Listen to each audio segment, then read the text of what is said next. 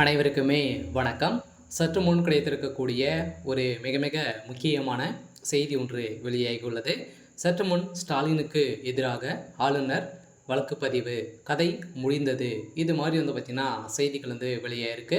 இப்போ தமிழகத்தில் பார்த்திங்கன்னா ஒரு மிகப்பெரிய சம்பவங்களாகவே நடந்துட்டு இருக்கு இல்லையா? பார்த்திங்கன்னா இப்போ அதிரடியாக அஜித்குமார் அவர்கள் பார்த்திங்கன்னா அடித்து கொலை செய்யப்பட்ட சம்பவம். இதற்கு திமுக கூட்டணிக்கு பார்த்திங்கன்னா முக்கிய தொடர்பு இருக்குது. முதல்வர் ஸ்டாலின் அவர்களுக்கு தொடர்புகள் இருக்குது. அவருடைய சுற்றி இருக்கக்கூடிய நண்பர்களுக்கு தொடர்புகள் இருக்குது அப்படின்ற மாதிரி தான் இப்போ செய்தி வெளியாக இருக்கு இல்லையா? ஏற்கனவே பார்த்தீங்கன்னா கோயிலில் அஜித்குமார் அவர்களும் பார்த்தீங்கன்னா காவலராக ஒர்க் பண்ணியிருந்த நிலையில் பார்த்தீங்கன்னா அங்கிருந்த வெளியில் நின்று இருந்த காரின் அடிப்படையில் அங்கே 10 சவரன் நகை பார்த்தீங்கன்னா கொள்ளையடிக்கப்பட்டதாக விசாரணை அடிப்படையில் அதிரடியாக அஜித்குமார் அவர்கள் போலீஸார் கைது செய்யப்பட்டிருந்தாங்க.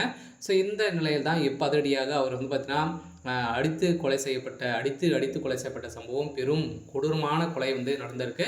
இதன் அடிப்படையில் தான் இதற்கு உறுதுணையாக பார்த்தீங்கன்னா திமுக இருந்திருக்கு அப்படின்னு தான் இப்போ நிரூபணமாயிருக்கு. இந்த நிலையில் தான் அதிரடியாக ஜனாதிபதி அவர்கள் போட்ட உத்தரவின் அடிப்படையில் இப்போ அதிரடியாக தமிழகத்தில் பார்த்திங்கன்னா ஆளுநர் வழக்குப்பதிவு ஸ்டாலினுக்கு எதிராக வழக்குப்பதிவு செஞ்சுருக்காங்க.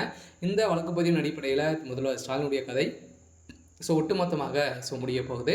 இதை பற்றி இந்த வீடியோவில் நம்ம முழுமையாக பார்க்கலாம். அதுக்கு முன்னாடி நம்ம சேனலுக்கு இப்போ தான் நீங்கள் முதல் முறையாக வந்திருக்கீங்க அப்படின்னா மறக்காமல் நம்மளுடைய சேனலை சப்ஸ்கிரைப் பண்ணி சப்போர்ட் பண்ணுங்கள். வாங்க வீடியோக்குள்ளே போகலாம். பார்த்தீங்கன்னா முதல்வர் ஸ்டாலினுக்கு எதிராக ஆளுநர் வழக்குப்பதிவு செய்திருக்கார் இல்லையா? இப்போ அதிரடியாக இன்னும் 2-3 தினங்களில் முதல்வர் ஸ்டாலினுடைய கதை ஒட்டுமொத்தமாக முடிய போகுது.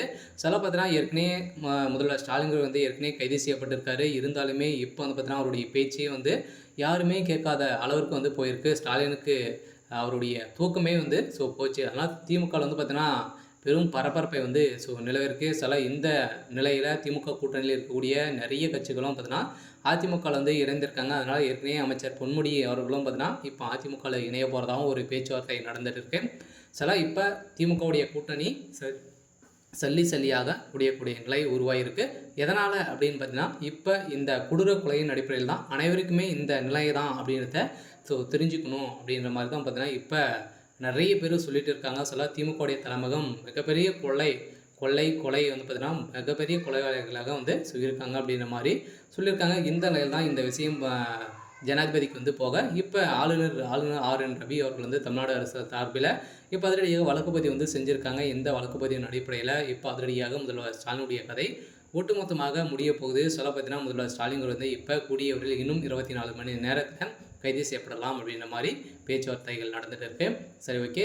இன்றைக்கான அப்டேட் இதுதான். மறக்காமல் நம்மளுடைய சேனலை சப்ஸ்கிரைப் பண்ணி சப்போர்ட் பண்ணுங்கள். தேங்க்யூ.